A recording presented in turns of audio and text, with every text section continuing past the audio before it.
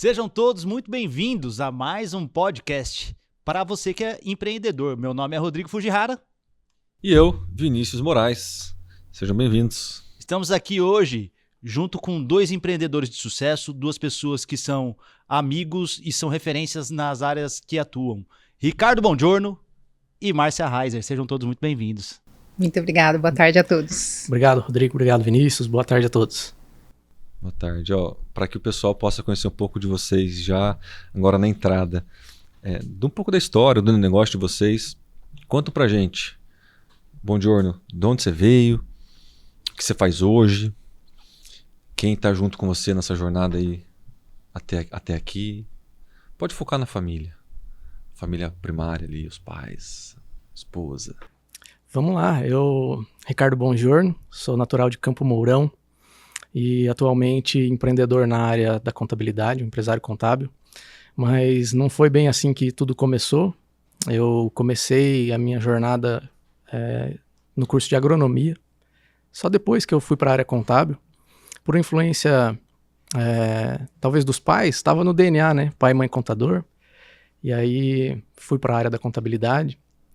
E hoje quem me acompanha nessa jornada maluca de empreendedorismo, empresário e toda essa atividade, minha esposa Mariana, minha filha Clara, e já tem mais um aí no forninho, né? Então a gente bastante animado aí para aumentar a família e continuar desenvolvendo todas as atividades que a gente vem fazendo com mais responsabilidade ainda, né? Que esse é o ponto principal, né? A família, ela puxa essa responsabilidade para a gente desenvolver o lado empresarial, né? Então a gente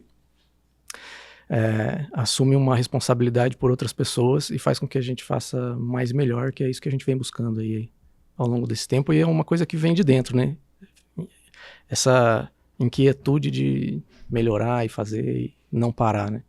E você chegou a se formar em agronomia? Formei em agronomia, tenho o CREA ativo até hoje, né? Então engenheiro agrônomo de carteirinha, como diz. E olha que legal, não conta agora, mas vou dar um spoiler, Rodrigo. O Bongiorno estava contando para nós que agora ele está levando a contabilidade para o pessoal do agro. Então você começou lá no agro, você saiu do agro, e o negócio que você tá levando para o agro. Voltando para o agro, Voltando, né? Isso. Mas segura, tá? Daqui a pouco você conta para nós isso. E você, Márcia? É isso aí, eu sou também natural de Campo Mourão, também sou casada há 25 anos e tenho um filho que hoje está na universidade lá em Florianópolis, cursando cinema, né? Tá no 2º ano da faculdade. E comecei a empreender não faz muito tempo. Eu gosto de falar que eu venho de uma família de empreendedores, né? Meu pai era empreendedor, eu tenho 2 irmãos que trabalham e são empreendedores desde sempre, mas eu mesmo não tinha empreendido com o meu CNPJ. E aí eu, há 5 anos, fiz uma transição de carreira, saí do Banco do Brasil, né? Era funcionária do banco, trabalhei há 15 anos no Banco do Brasil, e aí decidi ter mais tempo. Dá uma descansada, né, Márcia? Decidi descansar um pouco, resolvi empreender.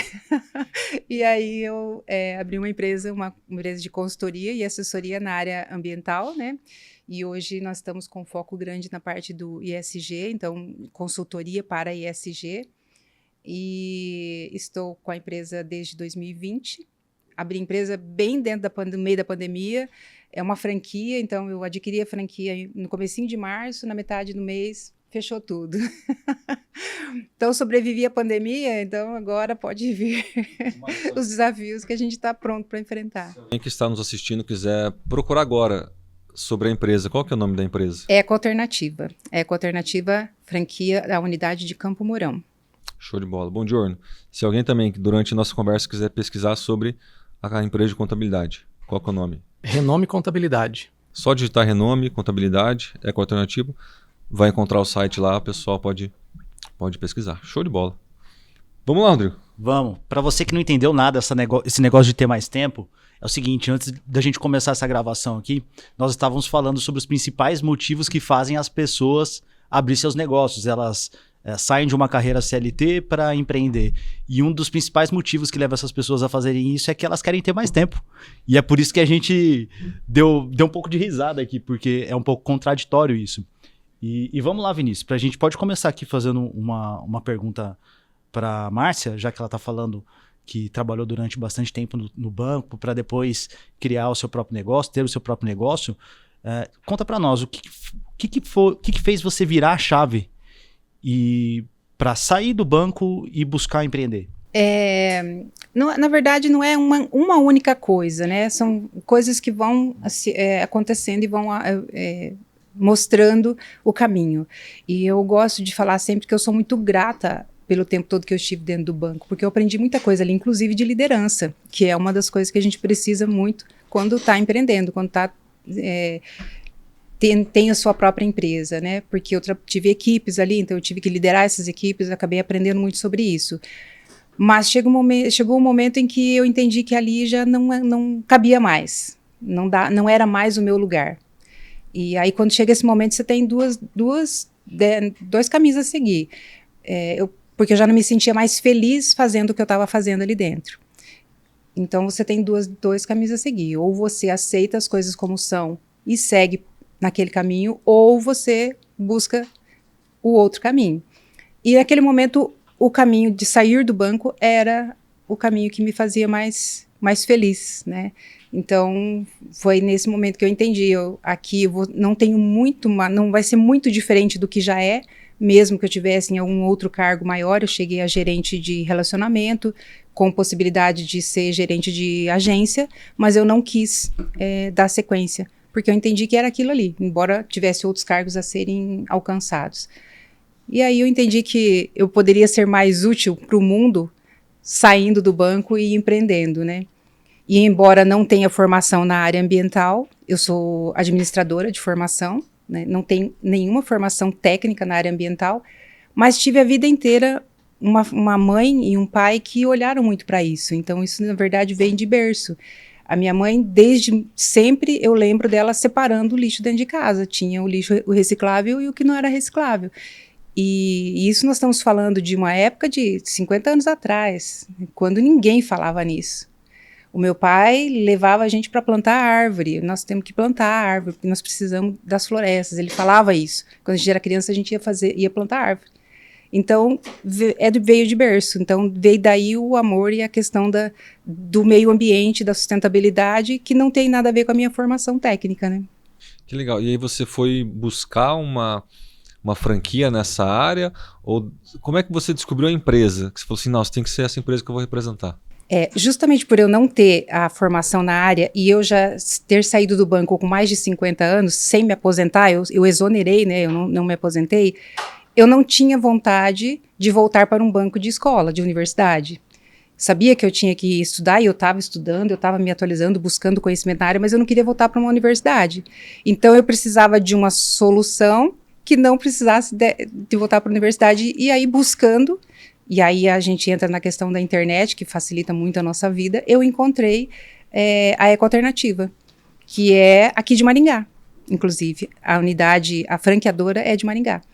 E vim conversar com o Wagner, que é o CEO da franquia. Ele estava começando o processo de franquia, e eu sou a unidade número 1, né, fui a primeira franqueada, e foi quem validou o modelo de franquia para ele.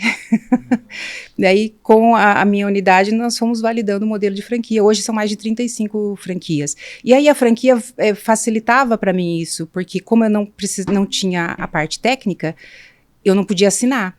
Então, um PGRS, uma licença ambiental, eu não poderia assinar. Mas no início do negócio, então, o franqueador me deu esse suporte. Hoje eu tenho uma sócia que é engenheira ambiental, então ela tem RT e ela que faz toda essa parte técnica e ela se responsabiliza, né? Mas na época não tinha. Então, para mim, a franquia deu o suporte. E por que da franquia também, além desse suporte?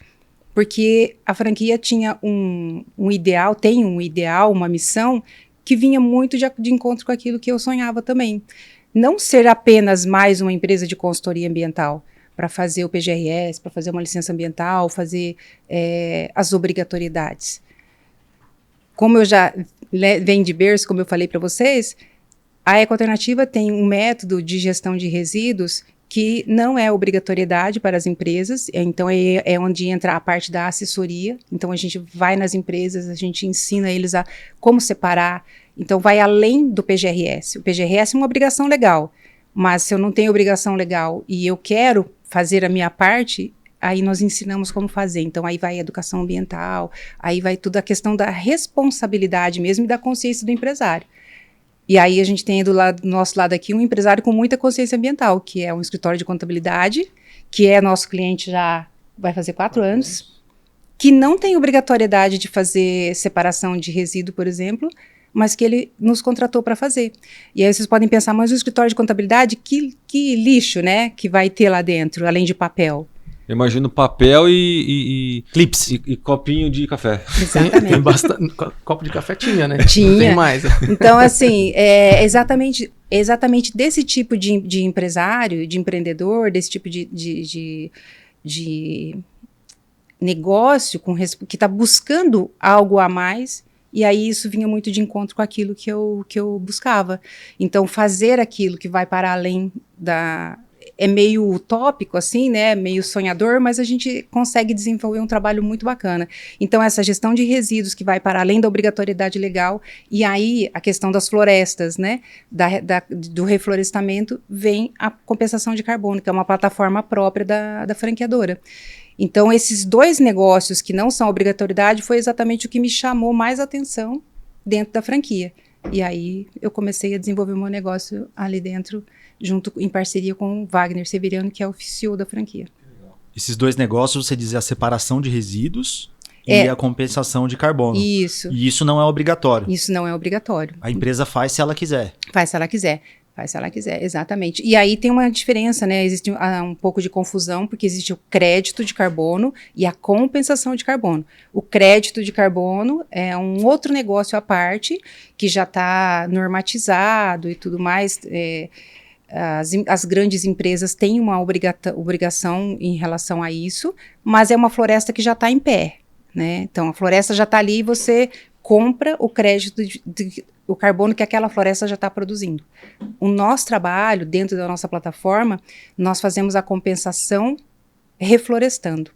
Então, o que é a compensação? Aquilo que eu não consigo deixar de emitir, ou que o meu negócio emite por conta da própria operação, seja energia elétrica, seja a questão logística, né, o transporte, eu estou lançando gases tóxicos para o meio ambiente, né?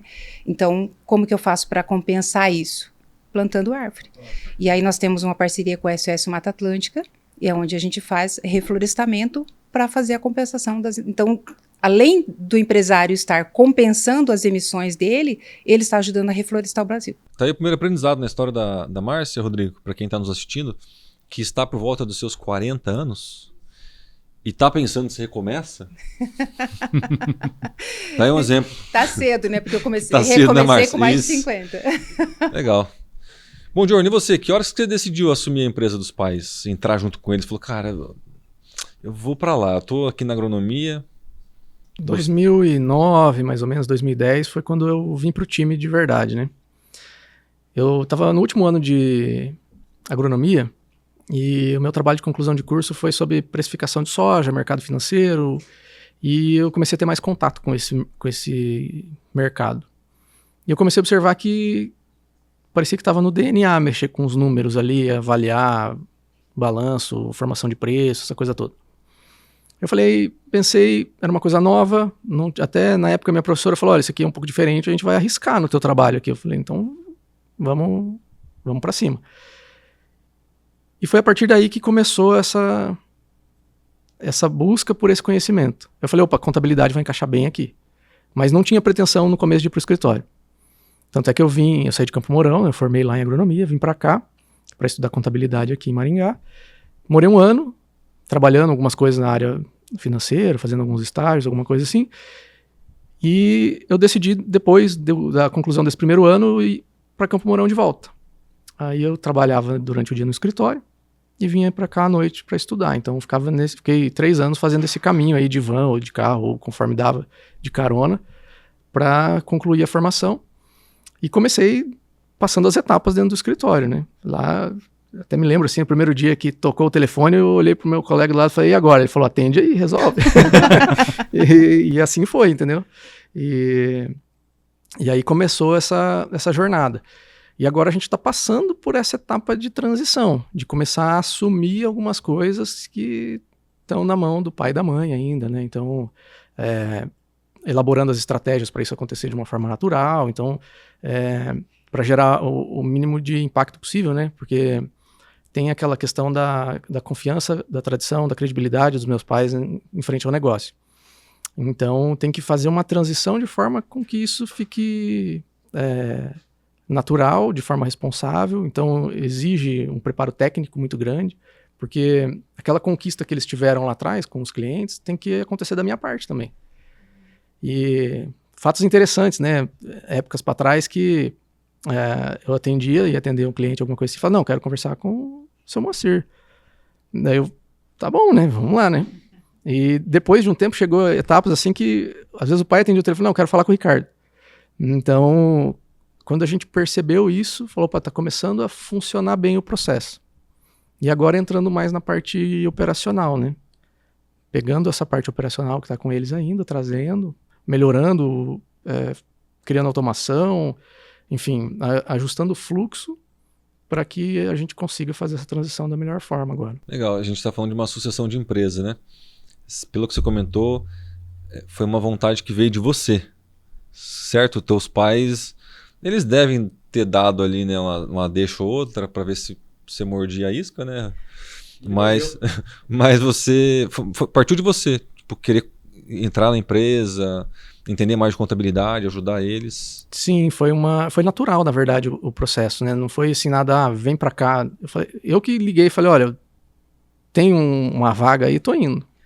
Eu me lembro que eu estava de férias ainda na época, e eu estava fora, estava em Florianópolis na época, e eu estava conversando com a minha mãe no telefone, ela falou, se souber de algum amigo teu lá, que eu estava cursando contabilidade, né?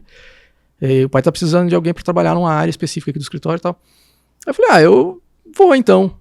Tá, mas tem que começar, tipo, amanhã. Daí eu falei, então tá, eu só preciso me deslocar até aí, né? Então talvez eu não comece amanhã, comece na segunda-feira.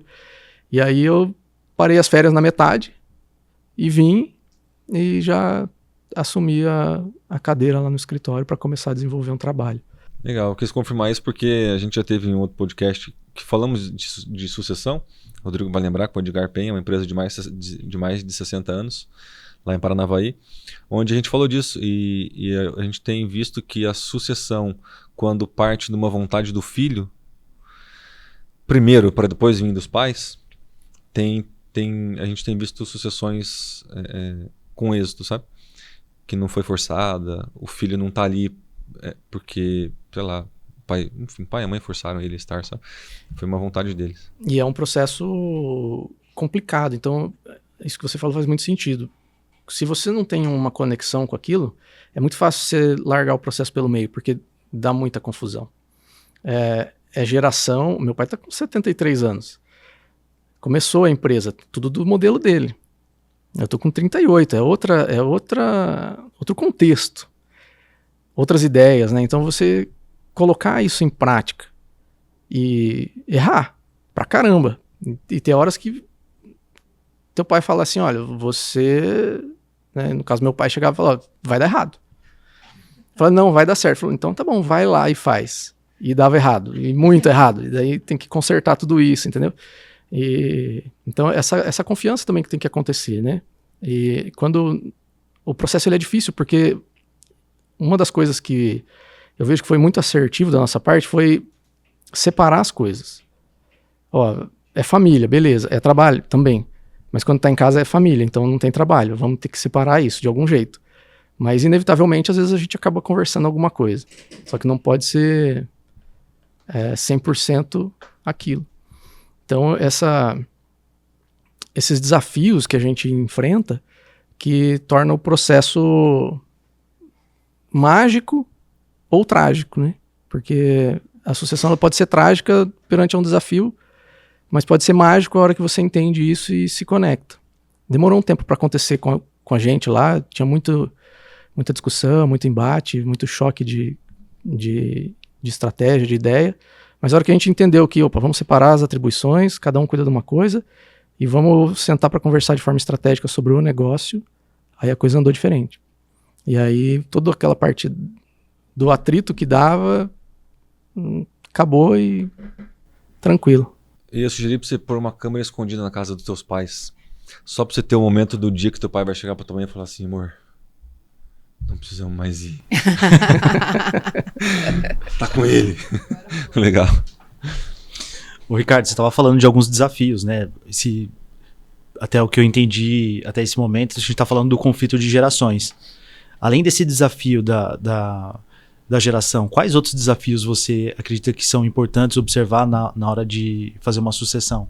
No caso, depende muito do negócio, né? Mas o principal é você entender o contexto como um todo, né? A operação do negócio. Então, a minha atividade de contabilidade, ela é muito técnica.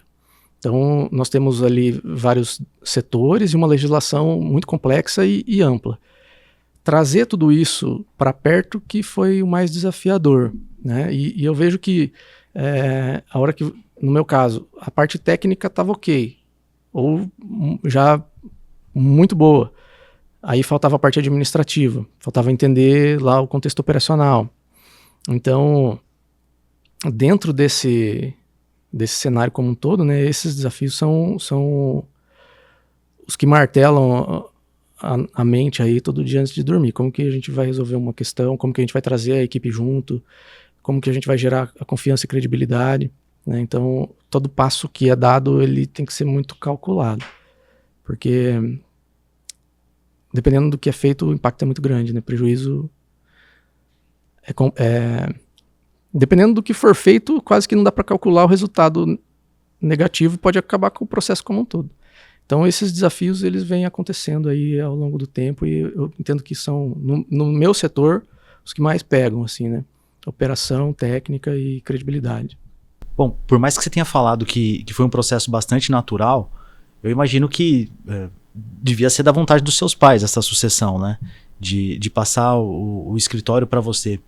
Hoje você é casado com a Mariana, tem uma filhinha, Clara, tá vindo mais um neném. Como que você enxerga isso para o futuro? Você enxerga uma outra sucessão? A Clara já dá alguns sinais, a Mariana é envolvida no processo. Como é que funciona essa conciliação entre a sua família, a família que você está criando, a família que você criou, na verdade? Esse ponto é desafiador, né? A minha esposa atualmente ela é advogada e ela trabalha em algumas coisas em parceria junto com a gente, né? O escritório que ela trabalha. A Clara é muito pequena ainda para visualizar, né? O que ela sabe é que tem um determinado momento do ano que eu tô fazendo imposto de renda que eu fico menos em casa. Então isso aí esses dias até ela falou, papai, já terminou o imposto de renda? Que era uma sexta-noite, eu tava em casa, né? Então, aí ela sabe disso. E a preparação para a sucessão futura, ela sim é um tema que me preocupa, porque você vai construindo uma trajetória, então uma construção de uma empresa, de um negócio, mas olhando para o futuro, tem muita coisa para mudar no nosso setor. Então eu não sei se daqui 30 anos vai existir um escritório de contabilidade mais.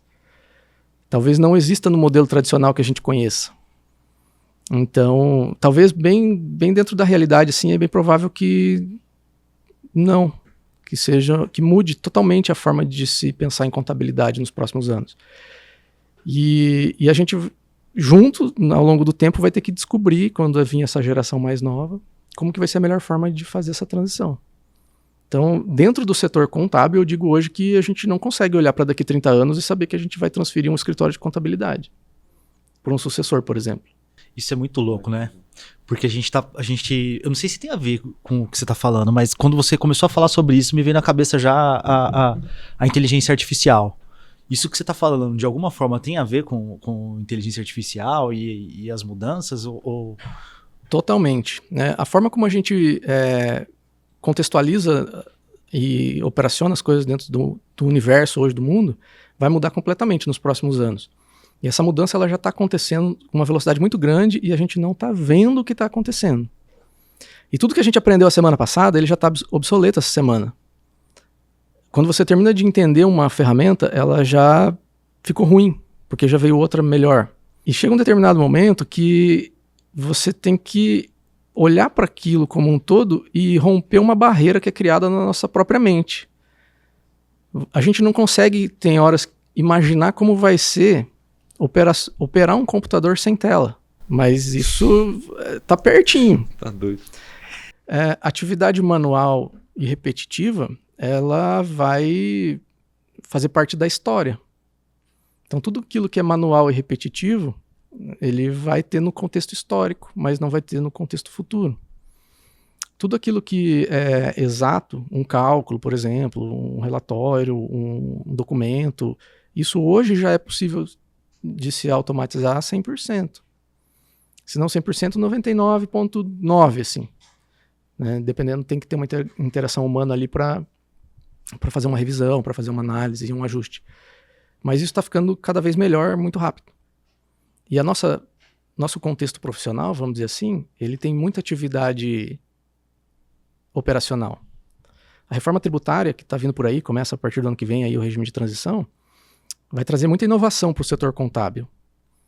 E as empresas de contabilidade que estão hoje existindo só para entregar uma DARF, essa já tem a data certa para sair de linha. Então já o próprio contexto nacional aí dos conselhos de contabilidade, tanto federal quanto regional, eles já falam sobre isso, né? Sobre as mudanças que vão acontecer e a extinção de alguns cargos dentro da contabilidade. Né? Quando a gente estava vindo para cá, inclusive, né, Márcio, a gente estava acompanhando uma live e falando exatamente sobre isso, sobre recrutamento, seleção, né, dentro do setor contábil. E uma das coisas que foi pontuada é os cargos que já deixaram de existir, os que estão sendo criados. Que ainda vão vir, né? E os que ainda vão vir que a gente não faz ideia. Então, assim, é possível a gente pensar que vai ter um psicólogo dentro de um escritório de contabilidade? Talvez hoje não faz sentido, mas no futuro sim, porque o cliente ele vai querer conversar, bater um papo, trocar uma ideia, contar alguma coisa, né? É uma das coisas bem interessantes que eles falaram nessa live, e era uma live do setor contábil, né? Não só contadores, né? Que falando das soft skills. Por quê? Porque a parte técnica você aprende fácil e você automatiza muita coisa, igual o Bongiorno falou. Mas os relacionamentos e o comportamento, então as pessoas vão ter que olhar para isso também. E aí, por isso que ele falou da questão, talvez seja mais fácil ter um psicólogo dentro de um escritório de contabilidade. Por quê? Porque os clientes vão lá vão querer conversar. E olha só que interessante, né? A gente começou agora no Imposto de Renda a fazer uma implantação. Talvez vocês já ouviram falar na plataforma Discord. É muito utilizado pelos jovens para interagir com o jogo, enfim, né? Mãe de adolescente conhece. E é uma plataforma que ela integra a geração. A geração mais nova manja muito de joguinho, Discord, computador e tal. A geração com mais tempo, ela não domina, porque é uma coisa nova. Só que é uma plataforma excelente para o ambiente organizacional. Hoje, dentro do escritório, a gente está com o nosso time fazendo essa transição, né, já está praticamente 100% do pessoal já está integrado nessa plataforma de comunicação. E lá dentro eu tenho assistentes que respondem dúvidas sobre a reforma tributária, assistentes que respondem dúvidas sobre a CLT, que respondem dúvidas sobre o imposto de renda, com uma precisão praticamente aí de 100%, com uma indicação de base legal, com uma resposta técnica bem fundamentada, sem ter, talvez, interação com outras ferramentas, tudo ali dentro da própria plataforma, possibilitando uma agilidade no trabalho, uma própria universidade corporativa, porque as dúvidas que vão acontecendo ali, ela vai ficando num chat, e aí as outras pessoas podem olhar a pergunta e ver a resposta e trabalhar em cima daquilo. E isso faz com que a gente conecte gerações também. Né? Você está trazendo modernidade para o negócio, em contrapartida, fazendo com que os jovens, que hoje é desafiador, né? Você trazer o jovem para uma atividade, ainda mais a contabilidade, que é técnica e demanda, você consegue trazer um contexto mais moderno, que tem mais interação, que é mais familiar, né? Pô, vai trabalhar numa empresa que em tese é tradicional, que aparentemente é um modelo engessado, né? E você chega e tem uma plataforma que é familiar, que você consegue interagir, que tem um bot lá que responde você a hora que você precisa, que já faz o teu check-in, determina aquilo que você vai, distribui o teu cargo, as tuas atribuições lá dentro. Isso faz parte daquilo que a gente estava falando. Como é que vai ser o escritório de contabilidade daqui a um tempo? Na prática, a gente já vivencia isso lá dentro da Renome. Reforma tributária. A gente não tem medo da reforma tributária. A gente, quando tem uma coisa que nós não estudamos ainda, a gente tem um assistente que responde para a gente imediatamente. Então, a parte consultiva ficou muito rápida e muito assertiva. Então, essa implementação, essas coisas que vêm acontecendo, elas fazem com que a gente não consiga ver efetivamente como vai ser a estrutura no escritório daqui a algum tempo. Eu digo para vocês que em 10 anos vai mudar muita coisa. Ô Márcio, aproveitando esse tema, o segmento sustentável também segue para o mesmo caminho? Ou a inteligência artificial vai ser utilizada ali de uma forma diferente? Já tem algo? Entra nessa questão das automações, né, nas atividades ou nos documentos obrigatórios. Um documento obrigatório, ele tem uma linha ali a ser seguida, né? Tem uns requisitos que ele precisa ser cumprido. Então, isso aí é uma coisa técnica. Então, aí, partindo desse princípio, eu imagino que muita coisa ali vai ser também automatizada. Então, talvez no futuro, bem próximo, as empresas não precisem mais de uma consultoria ambiental para fazer um PGRS, talvez, ou uma licença ambiental, ou pelo menos uma boa parte do processo dele vai ser automatizado, né? Mas aí quando a gente fala de um processo diferenciado, daí é onde a gente entra, que você tem que se diferenciar do mercado. Então, o que eu ofereço a mais além da obrigatoriedade? Né? É um selo verde, que é um método de gestão diferenciado, onde tem auditoria semanal, onde a gente vai na empresa toda semana para orientar os funcionários, onde a gente faz palestras e treinamentos com frequência para que eles possam entender o que eles precisam fazer, orientar, tirar dúvida. Isso, eles vão tirar dúvida, isso aqui é reciclável, não é? Isso aqui eles podem até tirar dúvida, né, através de uma consulta pela IA, mas tem coisas que não vai substituir, a gente vai precisar estar presente para poder orientar, então é onde entra o teu diferencial, e é isso que a gente está trabalhando. E inclusive, né, vale a pena dizer que eu citei 3 exemplos de automações, né, que a gente tem para consulta interna. Tudo isso foi feito internamente. Não foi nada, não é um produto de prateleira que você compra pronto de alguém. É um produto desenvolvido dentro da empresa, com as particularidades que nós queremos, com a entrega que nós queremos, com o nosso carimbo, com o nosso selo. Então, extremamente personalizado, né, eu digo que é com a nossa alma, né, com a alma que a gente quer entregar do nosso negócio para o nosso cliente. Então, as empresas, elas estão se tornando também um laboratório de desenvolvimento de software. Parece que não, é estranho, né? Você não faz contabilidade? Faço. Mas como é isso? Não, a gente programa lá dentro também.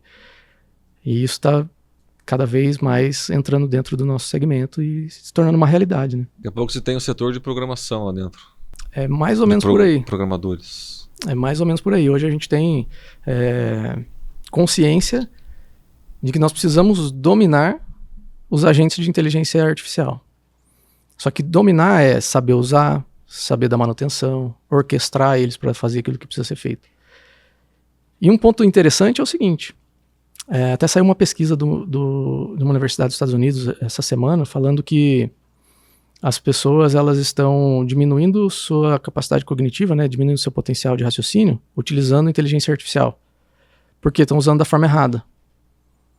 Então, se a gente não cuidar, a gente não vai ter uma expansão da inteligência. A gente, na prática, vai ficar mais burrinho. Entendeu? Então tem que tomar um cuidado também com isso. Você sabe o que vocês estão falando aí? Fica até pelo menos pra mim, fica difícil até acompanhar, porque o negócio tá tão rápido. Eu sou de 84.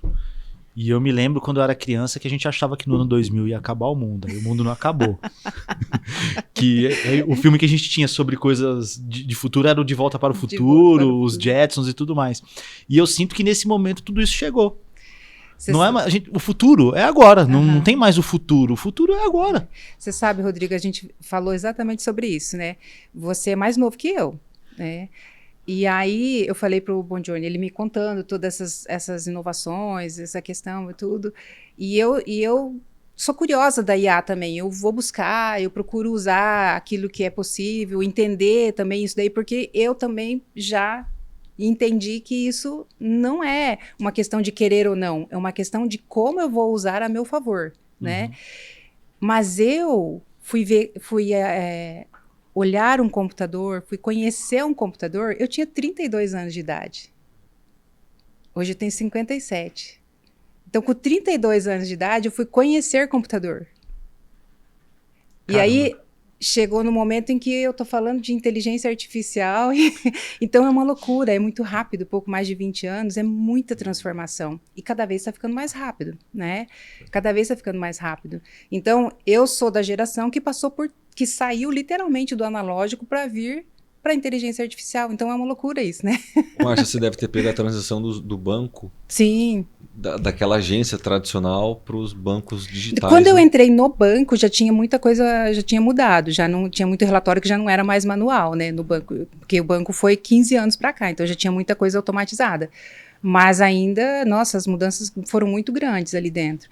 Então é muita mudança, é uma loucura quando a gente olha e começa a conversar sobre isso. Para minha geração, né, uma pessoa como eu assim, a gente fala, meu Deus. Agora meu filho já nasceu na era do computador, ele tem 20 anos, então para ele é muito natural. E ele até brinca, ele fala, mãe, as crianças já estão nascendo tudo por Wi-Fi, não tem mais cordão umbilical.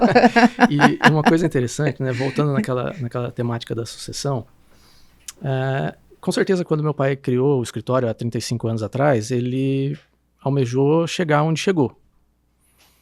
Uma empresa com longevidade, né, com todas as características que a gente tem hoje. A minha responsabilidade, a parte dele, ok, tá passando pro sucessor. Ele fez o dever de casa. Olhando para minha filha, qual é o dever de casa que eu tenho que fazer para acontecer isso, diante de toda essa modificação que está acontecendo no cenário? Porque a gente não sabe exatamente o que vai acontecer. A gente tem uma expectativa. Enxergar até o cenário, né? Exatamente. E daí pode ser que ela olhe lá e fale assim, pai, mas por que na época você não aproveitou aquela oportunidade que estava bem no comecinho e não fez o dever de casa? Né? Então tem tudo isso também. Então existe uma responsabilidade quando a gente olha, como eu falei no começo, né? Quando a gente olha para a família e fala, o que eu vou deixar para frente, né? Qual o caminho que eu vou seguir? Por onde que eu tenho que ir, né? Então é complexo. Vamos falar um pouquinho agora das legislações, do que as empresas podem sofrer quando não contratam vocês. Ô Márcio, vamos começar pela Ecoalternativa. Você comentou que a Renome tem vocês como cliente para um serviço que não é obrigatório. Qual é o serviço obrigatório que as empresas precisam contratar vocês? E é geral ou é para algum segmento específico? Exemplo, o segmento hospitalar, da alimentação, eles têm umas exigências que uma contabilidade não tem. Tem diferença? Você conta um pouquinho disso pra gente? Tem diferença. Dependendo do modelo de negócio, dependendo do negócio, ele vai ter uma obrigação legal com a área ambiental ou não, né? O escritório de contabilidade não tem obrigatoriedade legal porque, em princípio, não gera um resíduo que seja significativo aos olhos da lei por enquanto, né? Mas uma oficina mecânica, uma clínica de estética, uma clínica odontológica, restaurante, lanchonete, panificadora. Então, são empresas que geram resíduos e normalmente em um volume maior, ou hospitais, né, clínica de estética tem resíduos perigosos, né? Então, tem que ter uma destinação específica e precisa ter um documento legal, que no caso é o PGRS, o PGRCC, que é no caso da construção civil, o PGRSS, que é da área da saúde. Eles têm que fazer esse documento uma vez por ano. Então, todo ano eles precisam renovar. O que é esse documento? É um documento onde explica cada tipo de resíduo que a empresa tem ali e como ela está fazendo a destinação daquele resíduo. Então, a quantidade e o tipo de resíduo. Então, nós fazemos a pesagem do resíduo, então a gente precisa informar quantidade de cada resíduo e o tipo de resíduo ali dentro desse documento. A empresa precisa enviar para a prefeitura, né, a prefeitura que faz a fiscalização desse documento. Então, é obrigatório. Se a empresa não fizer, ela corre risco de multa entre outras coisas. Licença ambiental, dependendo do tipo de negócio, precisa de uma licença ambiental. Então, vai precisar de um engenheiro ambiental, uma empresa de consultoria, assessoria para fazer isso. Então, são documentos que a lei exige para alguns dos documentos legais aí que são necessários para você continuar fazendo o seu negócio dentro da lei, né? E a prefeitura não avisa dessa fiscalização. Não, porque não Eles, assim, se você vai abrir a empresa, você precisa entregar o documento junto com o alvará da vigilância sanitária, entre outros documentos obrigatórios ali. Então, você entrega aquele documento. Você vai ter que renovar ele 1 ano depois, certo? Hoje já está havendo uma ligação entre os vários documentos, então você tem que renovar a tua licença, teu alvará de licença, você vai ter que entregar seu PGRS junto, renovado, ou a licença sanitária para quem precisa vai ter. Então, eles estão fazendo um link com esses documentos. Então, para renovar o alvará, você vai precisar ter os outros documentos. E aí vai ter que fazer a renovação periódica, senão você vai... Então, mas não existe, respondendo a tua pergunta, a prefeitura não avisa que vai fazer a fiscalização. Ela vai fiscalizar por quê? Porque a empresa precisa estar com aqueles documentos em dia. Então, o ideal é estar pronto. Estar pronto, preparado. E hoje, qual que é o percentual de empresas que, como a Renome, não tem a obrigatoriedade, mas fazem? Você tem uma ideia? É muito pequeno. É pequeno ainda? É muito pequeno. Não vou saber te dar um número com precisão, é muito pequeno. Mas quando a gente fala de gestão de resíduos, gestão de lixo, né, para ficar mais simples, nós estamos muito, muito, muito, muito longe de um número que, se fosse assim, ideal. Hoje, no Brasil, se recicla em torno de 4% de todo o lixo que é gerado. Alguns lugares mais, alguns lugares menos. Nós temos a cidade de Toledo, no Paraná, que é uma referência. A última vez que eu li uma reportagem sobre isso, eles estavam reciclando em torno de 60% do lixo deles na cidade. Olha que legal, e é referência. Mas a média nossa brasileira é em torno de 4% de tudo que é gerado. Ou seja, 96% vai para o aterro sanitário. Então, isso vai muito da nossa consciência, mas isso falta o quê? Também educação ambiental. Porque olhar para o meio ambiente deveria ser uma coisa que deveria ser ensinada na escola, né? Porque se a criança aprende ali, ela leva para dentro de casa e ela vai levar para a vida dela. Mas isso ainda não acontece em larga escala. Temos situações pontuais, mas não acontece em larga escala. Então, a importância de ter empresários como o Ricardo, que tem consciência sobre isso. Não tem obrigatoriedade, mas o que eu posso fazer? E aí, quando a gente vai desenvolver um trabalho, nós começamos não só ensinando como separar e o que separar, mas a gente vai mostrando também o que dá para a gente reduzir. Porque quando nós falamos de lixo, de reciclagem, não é só separar, mas como eu faço para reduzir isso? Porque quando eu reduzo também, diminuo a quantidade de lixo que eu estou gerando, mesmo que eu estou encaminhando para reciclagem, aquela matéria-prima já foi extraída da natureza, do meio ambiente. Já foi gerado CO2 na natureza. Já foi usada a água para produzir aquilo ali. Né? Então, eu estou reciclando? Estou reciclando. Mas e se eu não gerar esse resíduo? E se não tiver esse resíduo que não precisa ir para reciclagem? Então, é um trabalho também de orientação de como reduzir aquele lixo que está sendo gerado ali. Por onde eu posso começar? O Ricardo falou, quando a gente entrou lá, tinha copinho descartável, hoje não tem mais. Isso que eu falar, além disso, você ainda deve ter gerado economia para ele, né? Exatamente, eu ia chegar exatamente nisso.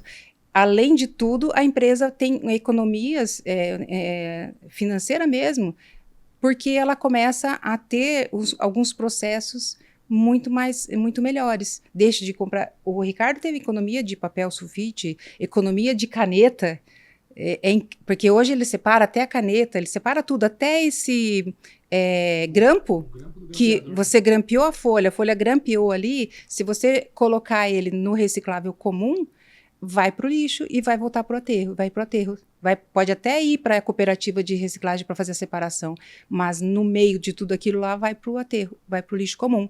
Ele separa, ele tira o grampo, tem um recipiente só para isso, depois de uma determinada quantidade, daí encaminha para reciclagem, aí é reaproveitado.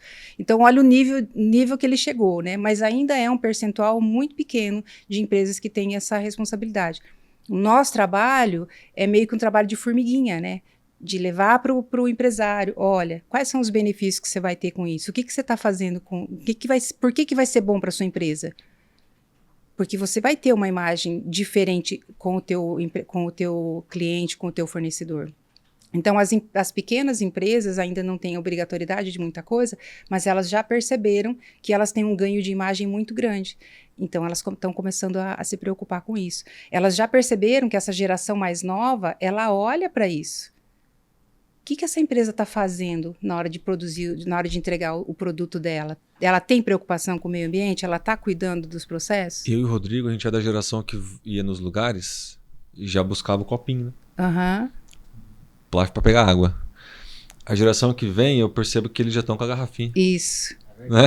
Isso Eles mesmo. já têm a garrafinha deles. Uhum, exatamente. Eu não peguei esse costume ainda. Ô, é uma Ricardo, mudança, né? e É uma fala- mudança completa. Fala a real pra nós. Por que você faz isso? Então, vamos lá, desde o começo. O primeiro impacto foi redução de custo e melhoria interna. Então, eu olhava aquela bagunça lá de papel, aquele monte de coisa, aquela sacolaiada de lixo lá no final do dia. Aí apareceu a Márcia. Vamos estreitar essa parceria, né? Nos conhecemos no BNI, inclusive. E vamos estreitar essa parceria, ver como que a gente pode trabalhar. E aí a gente entendeu que era uma questão que a gente tinha que levar para nossa turma também, para nossa equipe lá dentro. Aí a gente faz eventualmente os treinamentos, né? Começou a treinar o pessoal, incentivar, ensinar. E melhoramos essa cultura interna. O segundo impacto foi na redução de custo. Opa, então tivemos também um benefício além da organização. E o terceiro impacto é que a gente acabou se tornando uma empresa que começou a ser procurada por algumas coisas. Então, lá bem para trás, começaram a falar de LGPD. Chegava lá, eu chamo o meu pai, né, de chefe. Falo, chefe, nós temos que mexer com isso aqui. Vai dar um trabalho grande, vai custar bastante, mas nós temos que fazer. Ok, vamos adequar. Ah, tem a questão do lixo. É obrigatório? Não. Tá, mas... Tá, vamos, vai, testa aí. Aquela história que eu falei, né, das ideias. Testa, começando a fazer. Hoje, o que a gente tem observado? Algumas empresas, elas olham para os seus fornecedores para se certificar daquilo que você está fazendo se enquadra no perfil dela. Então, pelo que eu tô entendendo, vocês começaram a fazer isso por diferencial competitivo. No começo até não foi tanto, mas ele acabou Se sendo tornou. depois. Se tornou. Ao longo do tempo. Porque quando a gente começou a falar disso lá dentro, não tinha isso ainda. E isso começou Nós estamos falando de 4 anos. isso começou a se tornar mais evidente de 2 anos para cá, mais ou menos. E hoje já é uma realidade. Então, quando a gente fala em LGPD, o cliente que está vindo, ele precisa se preocupar com a gente. Então, se a gente tem, é um diferencial competitivo. Quando a gente fala de selo verde, de energia limpa, de conceito ambiental, de conhecimento sobre o assunto, às vezes o cliente ele precisa que a sua cadeia produtiva esteja inserido nisso, para que ele consiga manter o selo dele. Exatamente. E essa é uma linha de trabalho que a gente vem olhando. Por quê? Porque as grandes empresas, elas têm fornecedores que são pequenas e médias empresas, que estão aqui na nossa cidade, aqui em Maringá, aqui em Campo Mourão, aqui na nossa região. E a Bolsa de Valores, e principalmente para as empresas que estão na Bolsa, a Bolsa está olhando para isso. Desde agora de 2025, ela está olhando para a cadeia de fornecedor. Por quê? Porque as grandes empresas precisam emitir um relatório de sustentabilidade. Nesse relatório de sustentabilidade, engloba toda a cadeia de fornecedores dela. Se ela tiver um fornecedor que não está olhando para isso, que não conseguir entregar o relatório de sustentabilidade dele, por mais que seja uma pequena empresa, seja uma eu-presa, se eu estiver prestando um serviço para uma empresa que precisa desse relatório e eu não tiver o meu relatório, a empresa desenquadra. E ela corre o risco, inclusive, de sair da bolsa. Então, as pequenas empresas precisam começar a olhar para isso, principalmente se elas estiverem com esse olhar como fornecedora de outras grandes empresas, né? E esse é interessante porque antigamente a gente não pensava. Antigamente que eu digo é assim, 3 anos atrás. Então, Mas agora, antigamente, é semana passada. Semana passada. Então a gente não pensava muito nisso, mas quando começou a vir os resultados e começou a ter esse contexto que a Márcia comentou das grandes empresas procurando e isso se estendendo na cadeia, foi aquela hora de sentar na mesa assim e falar, chefe, né, deu certo aquela ideia lá, ó. Né? Por quê? Porque começou a ser um diferencial competitivo. Inclusive, eles servem de benchmark para nós. Nós já levamos outras empresas para conhecer todo o processo que está sendo feito lá dentro do selo verde, porque eles servem de referência. Empresas maiores que a nossa, Maiores, de outros né? segmentos, Grupos que estão grandes. olhando lá e falam, o que um pequeno escritório de contabilidade lá do interior do Paraná está fazendo? Exatamente. E aí você começa a se tornar referência, a empresa começa a ter uma robustez, porque não é só entregar a DARF. Tem todo um outro contexto envolvido no processo. E é isso que, às vezes, é difícil de um empresário menor, uma empresa menor, dele entender. Ter essa visão de o que vai ser o diferencial para ele. Que é a somatória de tudo que ele está fazendo ali. Então, isso começa a se tornar um diferencial. As pessoas começam a olhar diferente para essa empresa, para esse negócio. Então, a não obrigatoriedade traz a visibilidade que muitas vezes a empresa está buscando. Só para ver se a gente entendeu e para chamar cliente agora. Se você é obrigado a fazer e não faz ainda, você está atrasado. Chama a Márcia. E se você não é obrigado, você pode estar perdendo negócio. Então, chama a Márcia Chama também. a Márcia também. É isso, Márcia? É E isso tem aí. um público que deve estar ganhando também com esse trabalho, que o Bom Giorno não citou, mas vale a pena a gente lembrar deles. A tua equipe, teus funcionários, eles devem levar isso para dentro de casa. Exatamente. Esse é o efeito a paralelo. a cidade Exatamente. de Campo Mourão ganha com isso. É o efeito paralelo. Quando a gente começou a fazer os treinamentos internos, a gente percebeu exatamente isso. Né? Começou a treinar a equipe e levar conceito para dentro de casa. Justamente para que se mude a cultura.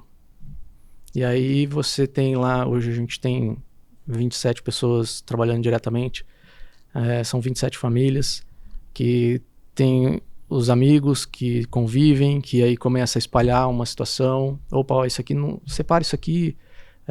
Isso aqui você pode reciclar, isso aqui você pode destinar corretamente. Então, e são vários exemplos, né?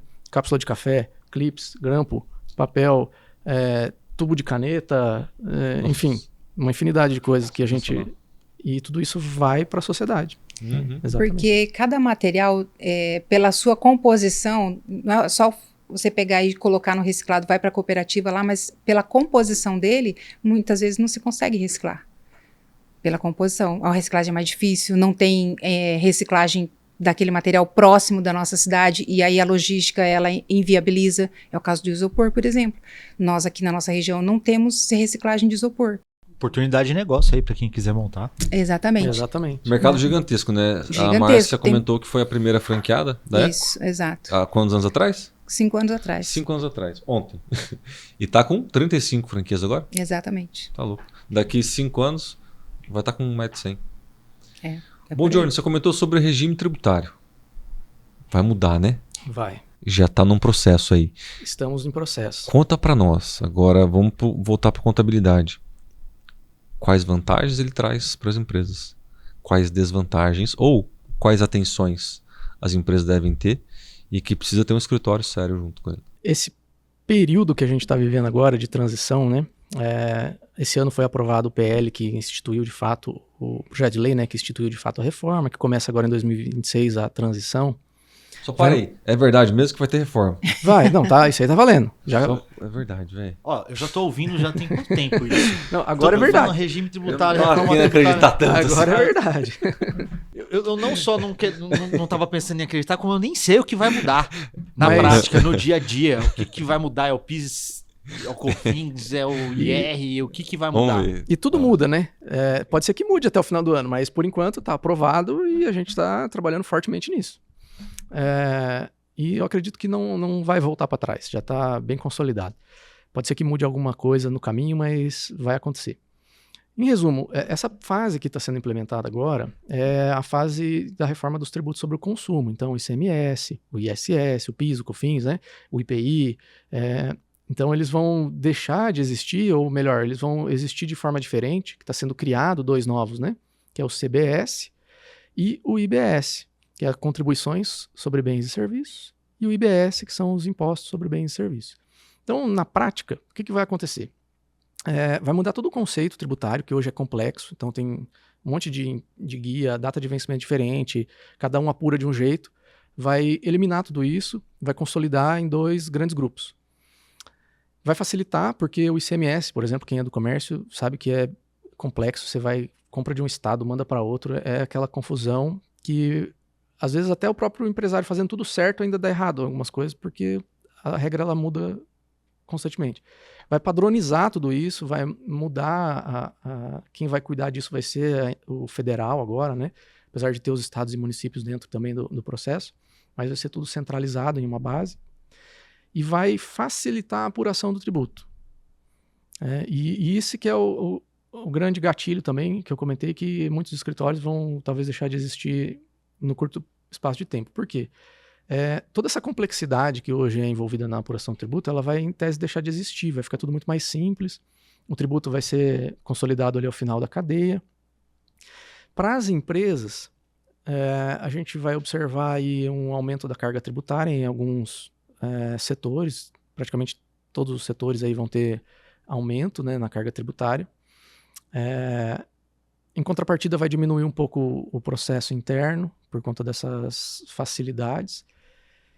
E o ponto principal que vem junto com a reforma tributária é a inteligência artificial lá dentro de forma simulada, assim, né? O uso da tecnologia para fiscalização, para análise, para processamento de dados. Então, assim, a velocidade da fiscalização ela vai sair de 0 a 100 em 3 dias para 3 segundos, vamos dizer assim. Online. Vai vir um robôzinho te Leão vai estar mais atento. Online.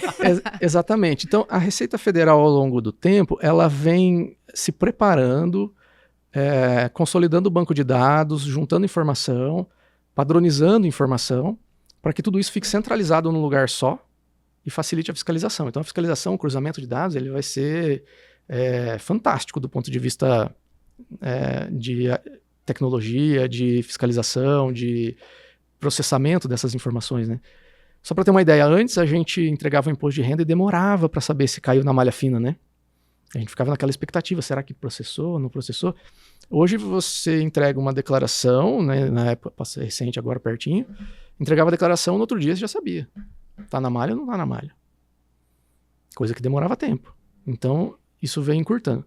A reforma tributária como um todo, ela vai trazer esses avanços. A fiscalização vai ficar muito mais perto do contribuinte.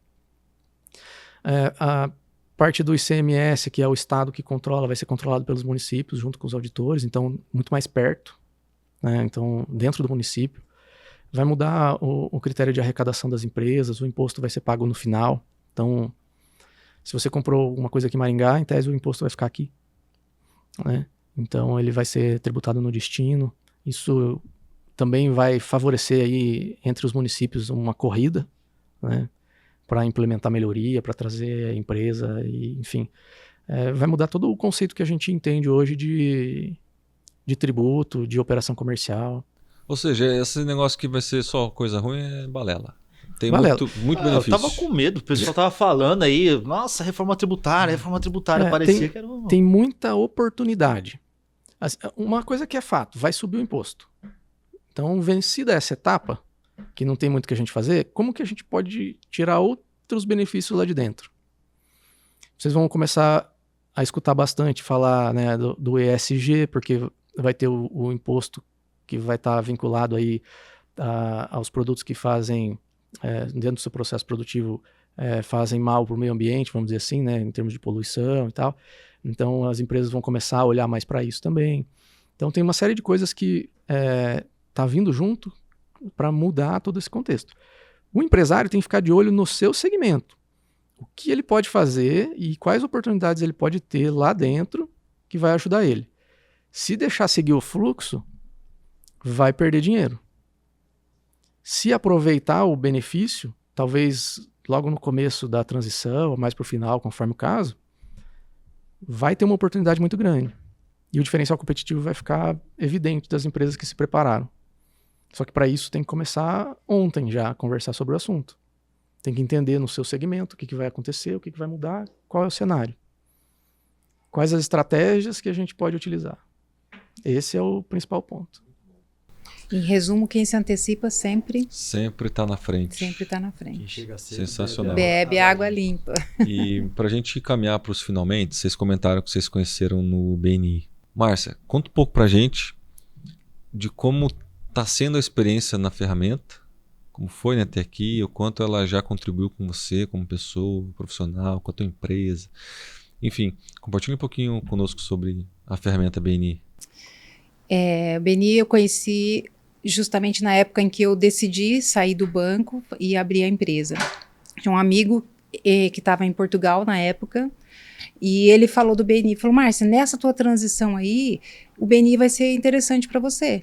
E eu já tinha ouvido falar de BNI, mas eu não sabia o que era. Eu achava que era um mastermind, né, que estava muito se ouvia falar muito de mastermind ali 2020, 2021. E aí falei, beleza. Como naquela época da pandemia estava tudo online, ele falou, participa de uma reunião no meu grupo e aí você vai entender o que é o BNI. E aí eu participei da reunião em Portugal, né? E aí fui entender. Quando eu vi, eu falei, é isso que eu preciso. Eu preciso de uma ferramenta, eu preciso de uma forma de mostrar o meu negócio, de pessoas que me conheçam, porque eu estava saindo do banco, então uma bancária que virou empresária, está na área ambiental, que não tem formação na área, né? O que essa louca está fazendo? Mas que possa olhar para mim, me conhecer, para que eu consiga transferir a minha credibilidade e essa pessoa seja um agente que vai falar do meu negócio, seja alguém que vai falar do meu negócio. E é isso o BNI, né? O BNI são pessoas que nos conhecem e falam do nosso negócio para outras pessoas. E daí busquei então entender onde que tinha o BNI aqui no Paraná. Não tinha, eu descobri que tinha em Maringá, mas não tinha em Campo Mourão. E aí nessa busca eu encontrei a pessoa que estava formando o grupo em Campo Mourão, que era o Tonetti, né? Carlos Tonetti. E ele falou, vai ter uma reunião dia tal, era mês de março, só não lembro exatamente o dia, mas foi. E aí a reunião de lançamento do grupo, se você quiser participar, participei da reunião de lançamento e no mesmo dia fiz a entrevista e já entrei. Então eu estou no BNI já vai fazer 5 anos. Se não me engano foi 21 de março. É, por aí. Eu lembro que tava frio. E aí foi onde eu conheci o Buongiorno, não conhecia ele pessoalmente, e foi lá onde a gente se conheceu e desenvolvemos ali, trabalhamos junto, fomos do trio de liderança junto por 1 ano, e hoje somos amigos, né? Para além dos negócios, a gente encontra amigos dentro do BNI, que é uma ferramenta de negócio, né? Nós estamos lá para fazer negócio. E falando disso, hoje, 80% dos negócios que nós temos dentro da empresa vieram ou de referências do BNI ou de membros do BNI, né? Então, se faz diferença para o negócio, no meu negócio faz muita diferença. Tanto que hoje nós estamos com 2 cadeiras, né? Estamos em 2 grupos. A Ecoalternativa, a Anne, que é minha sócia, está no grupo de sexta-feira, que é o grupo do Buongiorno, e eu estou no outro grupo na quarta-feira. Por quê? Porque dá retorno, porque a gente sabe que a ferramenta funciona. E como pessoa, e além de tudo, o BNI faz a gente pensar o nosso negócio de forma diferente também. Nós olhamos para o nosso negócio de uma forma diferente, né? Como gestor, efetivamente, ali, olhando algumas coisas que talvez a gente demoraria mais tempo para olhar. Eu acredito que o BNI acelera os nossos resultados. Não tenho dúvidas disso, né? Eu demoraria, não sei quanto tempo, demoraria para ter a visibilidade que eu tenho na minha cidade hoje, se não fosse pelo BNI. Demoraria não sei quanto tempo para ter acesso a algumas empresas que foram as referências do BNI, as pessoas que estavam no BNI que me levaram até essas empresas.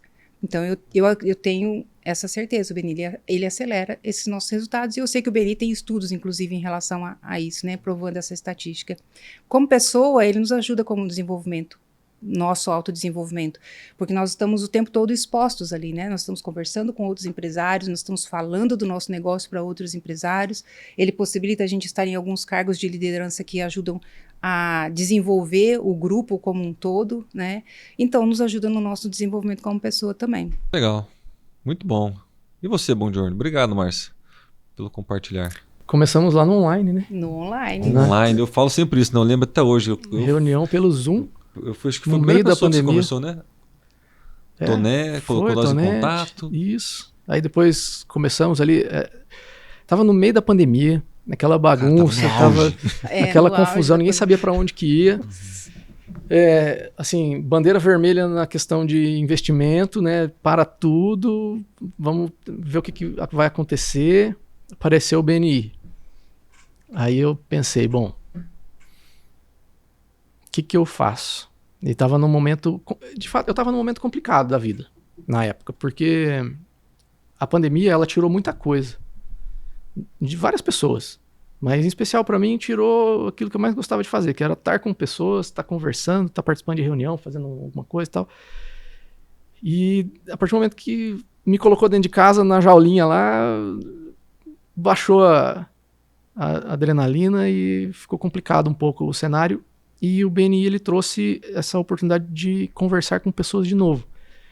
Então, assim, sexta-feira, 6h30 da manhã, na frente do computador, lá, fone de ouvido e tal, o pessoal dormindo lá em casa, e vamos para reunião, vamos fazer a coisa acontecer, e a partir daí a coisa começou a engrenar. E isso que a Márcia falou é muito verdade. O BNI, ele dá oportunidade a gente fazer algumas coisas que a gente talvez não teria fora do BNI. Um cargo de liderança, liderar outros empresários, né? Então, dentro de uma sala a gente chegou a ter lá mais de 70 empresários dentro de uma sala.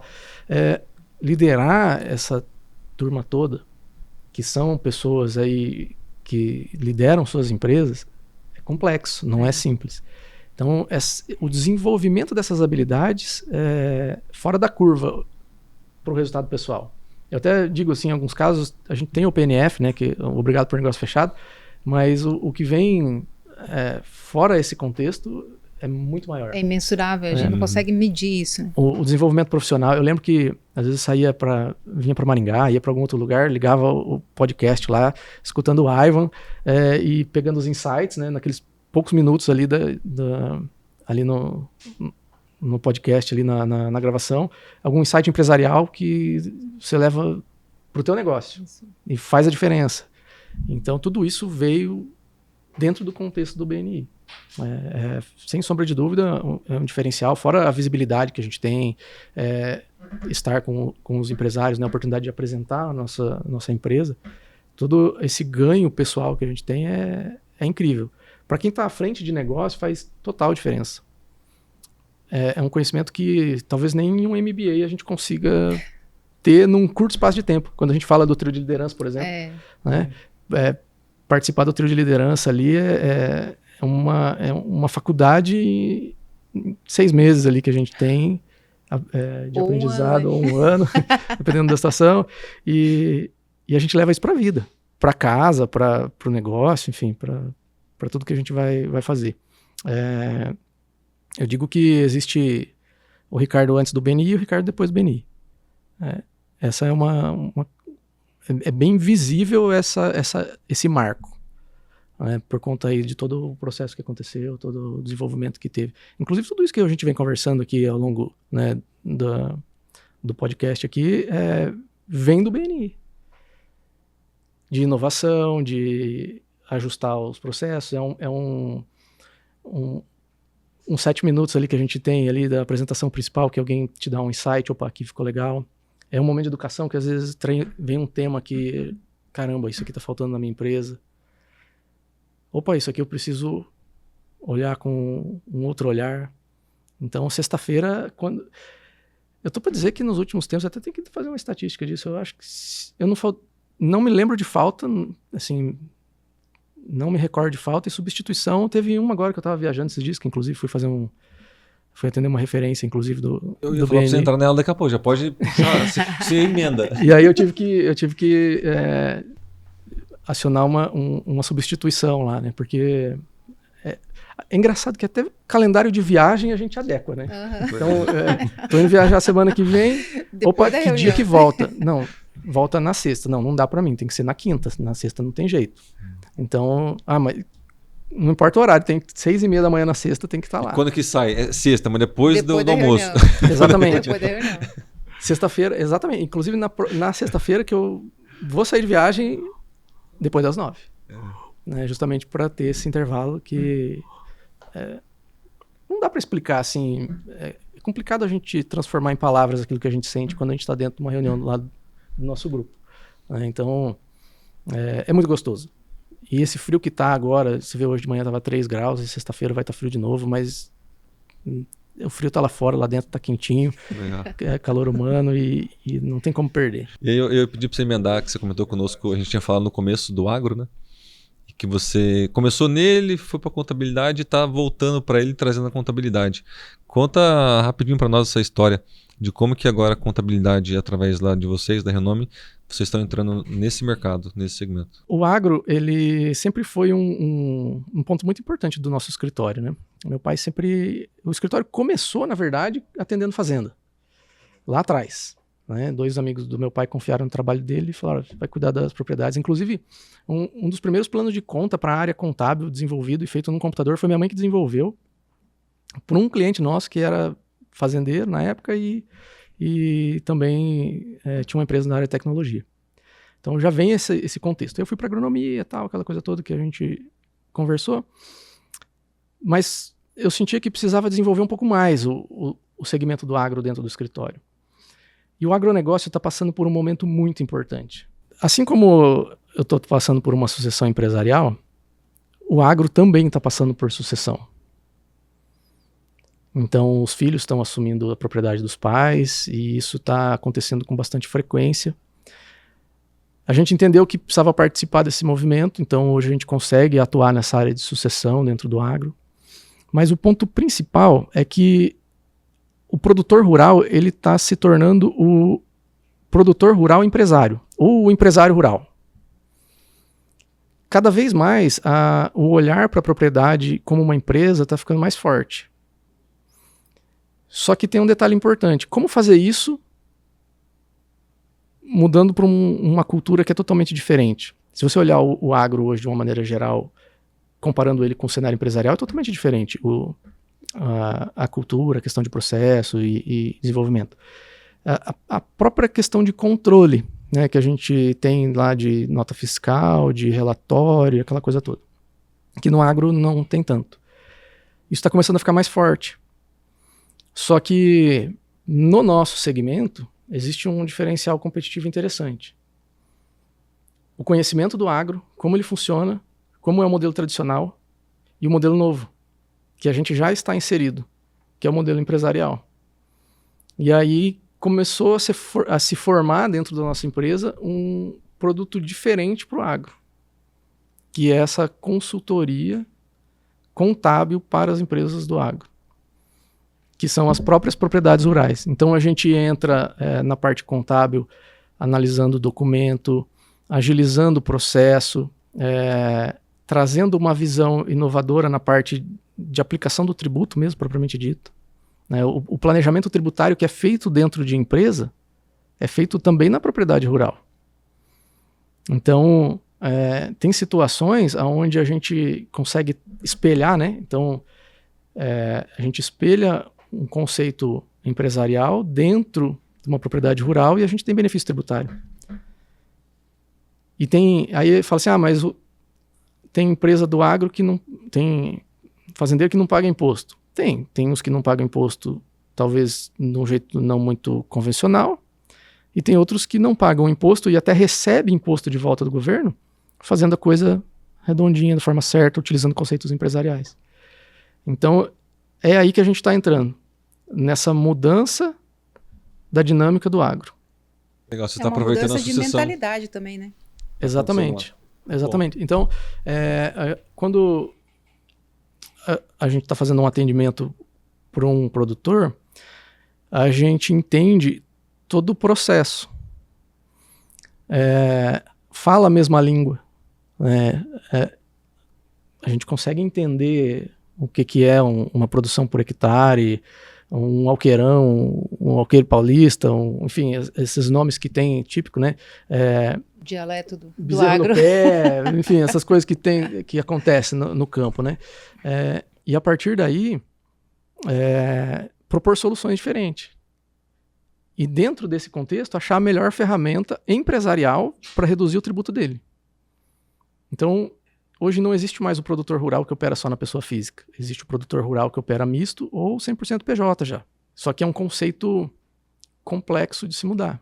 E o processo da sucessão agora está fortalecendo isso. novas ideias, abertura para novos entendimentos e a coisa está acontecendo. Muito bom. Vamos pro fechamento, Rodrigo? Bora. Bora sim. Márcia, rapidão, só para não esquecer de uma coisa que tá na minha cabeça. Para quem quer transitar de carreira, que dica que você deixa?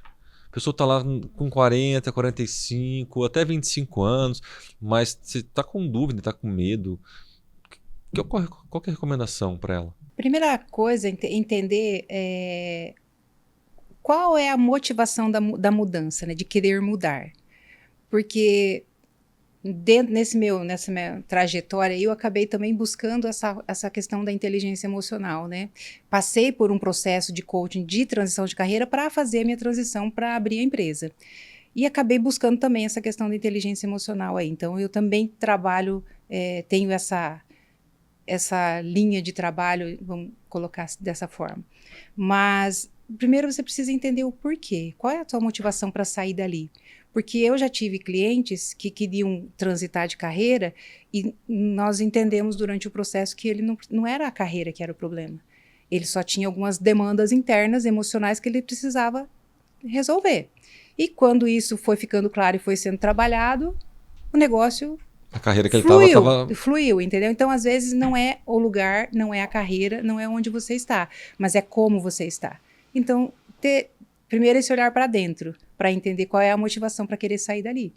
E se realmente for uma motivação para sair, não, então é ok. Então, buscar orientação, não fazer atropelado, né? Fazer um processo mesmo de transição, para fazer com calma, com tranquilidade, para que seja sustentável, fazendo um trocadilho com a palavra aí, né? Para que seja um processo sustentável e a pessoa realmente se encontre nessa nova área que ela vai buscar fazer a transição de carreira, seja empreendendo, ou seja saindo de uma empresa para ir para uma outra empresa, buscando uma outra área de trabalho, buscando uma outra profissão, mas buscar pessoas que possam orientar.